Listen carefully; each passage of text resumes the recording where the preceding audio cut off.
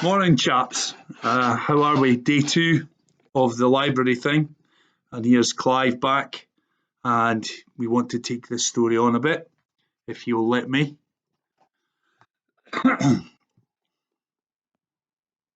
Anyway, here we go. He entered the garage. This is page 136, by the way. He entered the garage, opened the back window, the side window, then placed a stool over a chalk X, drawn in a position where he could see squarely through both windows by merely turning his head. He settled down on the stool to wait. Nothing happened. He sat with the rifle across his thighs, whistling softly and rocking his feet silently in tune. He stopped whistling and rocking when a house sparrow landed on top of the kestrel's hut. He crept to the back window. When he raised his head, the sparrow had gone, so he crept back to his stool and settled again. There was a continuous chip, chip of sparrows, but the only ones in view were out-of-range specks on chimney turrets. Then a cock sparrow landed on the gutter above the back bedroom window. It stood on one leg and scratched its beak with a high-speed shuttering of the other foot, roused its feathers and settled, its fluffed body curving up over the gutter like an egg in a cup. Billy slipped off his stool to the window and eased one eye round the frame, still there. He lifted the rifle and slowly poked it out, angling and swivelling it in the sparrow's direction.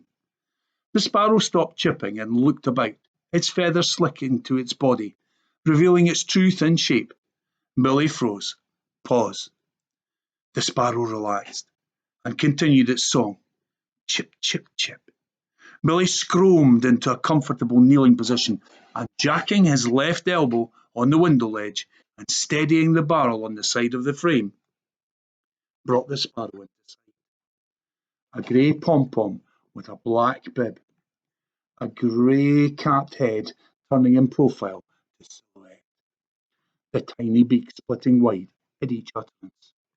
A well-defined study, edged black against the slate background. Billy adjusted the sights just a shade to pinpoint the intersection of the hairlines onto the bib. Hold it.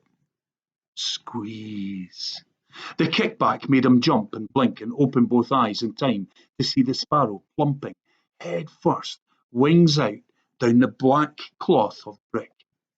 Reloading the rifle, he ran out to where the sparrow lay on the concrete. He touched it with the barrel tip, then carefully turned it over. It lay still. So he bent down and picked it up. Both eyes were closed. A thin line of blood emphasized the division of the beak, but there was no further sign of violence. Billy scuffed the plumage on its breast and fanned its wings to look underneath them. But there was no mark where the slug had entered. He smoothed the feathers and refolded the wings, then held the rifle out at arm's length and fired it down into the soil near his feet. No earth flew, and there was no sign where the pellet had entered. Just the same still formation of sods and pocked earth. He took the sparrow back into the garage, put it into the satchel, and took out the lure. He tied a scrap of beef to each side of it, then replaced it and checked the contents of the satchel. Front pocket, penknife, whistle, crayons, back pocket, swivel and leash, lure, sparrow, and beef scraps. He put the satchel on, took his gauntlet down from the nail above the bench, and left the garage. The hawk was waiting for him. As he unlocked the door, she screamed and pressed her face to the bars. He selected the largest piece of beef, then holding it firmly between finger and thumb, with most of it concealed in his palm, he eased the door open and shoved his glove through the space. The hawk jumped onto his glove and attacked the meat. Billy followed his fist into the hut, secured the door behind him, and while the hawk was tearing at the fringe of beef, he attached her swivel and leash. Excuse me. As soon as they got outside, she looked up and tensed, feathers flat, eyes threatening. Billy stood still, whistling softly, waiting for her to relax and resume her feeding. Then he walked round the back of the hut and held her high over his head as he climbed carefully over the fence. A tall hawthorn hedge bordered one side of the field, and the wind was strong and constant in the branches. But in the field it had been strained to a whisper. He reached the centre and unwound the leash from his glove, pulled it free of the swivel, then removed the swivel from the jesses and raised his fist. Didn't he? The hawk flapped her wings and fanned her tail, her claws still gripping the glove. Billy cast her off by nudging his glove upwards, and she banked away, completed a wide circuit, then gained height rapidly, while he took the lure from his bag and unwound the line from the stick. "Come on, Kes! Come on, then!" He whistled and swung the lure short-lined on a vertical plane. The hawk turned, saw it, and stooped. "Jasper!" He glanced involuntarily across the field. Mr. Farthing was climbing the fence and waving to him. The hawk grabbed the lure, and Billy allowed her to take it to the ground. "Bloody hell fire!" He pegged the stick into the soil and stood up. Mr. Farthing was tiptoeing towards him, concentrating on his passage through the grass. With his overcoat on and his trousers pinched up, he looked like a day tripper paddling at the seaside. Billy allowed him to get within 30 yards, then stopped him by raising one hand. "You'll have to stop there, sir." "I hope I'm not too late." "No, sir, but you have to watch from there." "That's all right. If you think I'm too near, I can go back to the fence." "No, you'll be all right there, as long as you stand still." "I won't breathe." He smiled and put his hands in his overcoat pockets. Billy crouched down and made in towards the hawk along the lure line. He offered her a scrap of beef, and she stepped off the lure onto his glove. He allowed her to take the beef, then he stood up and cast her off again. She wheeled away, high round the field. Billy plucked the stick from the ground and began to swing the lure. The hawk turned and stooped at it. Billy watched her as she descended, waiting for the right moment as she accelerated rapidly towards him. Now he straightened his arm and lengthened the line, throwing the lure into her path. Sweeping it up before her in a downward arc, then twitching it up too steep for her attack, making her throw up, her impetus carrying her high into the air. She turned and stooped again.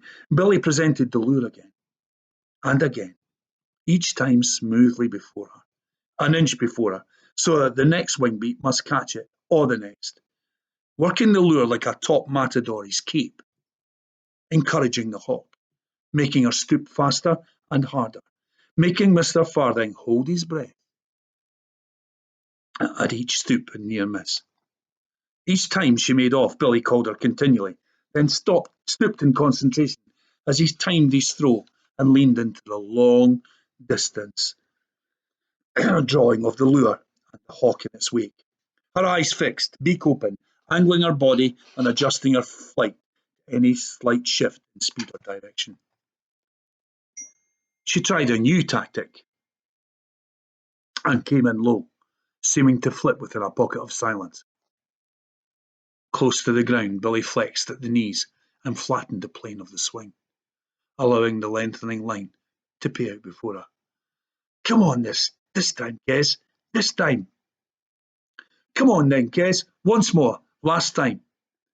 And she came, head first, wings closed, swooping down, hurtling down towards Billy, who waited, then lured her, whoosh, up, throwing up, bringing up, turning, and as she stooped again, Billy twirled the lure and threw it high into her path.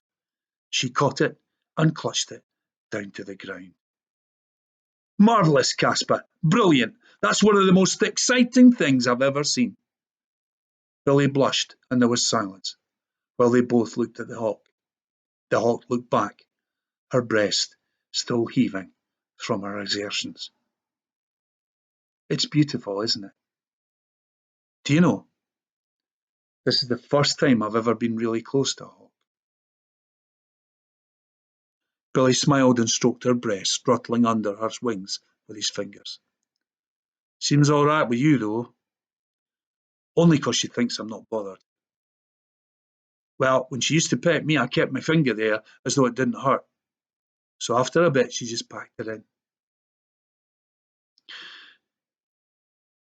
Mr. Farthing looked at the yellow-scaled shins, the four-span toes, the steely claws gripping the gauntlet. Well, I think Mr. Farthing was really quite impressed. I think he was impressed because Billy showed real skill and love for his bird. It's been a difficult week, chaps, very difficult, but you guys are coping really well. It won't be long until we're all back together again in a class, I hope. Meanwhile, if you indulge this old man, I would like to finish the book with you over a period of these YouTube broadcasts or video calls or whatever they are. I want you to stay safe. I want you to have a great Easter with your family. Make the best of it as you can. Clive and I intend to chill out for this Easter break, and let's hope he doesn't catch any sparrows like Billy. You guys take care. Bye now.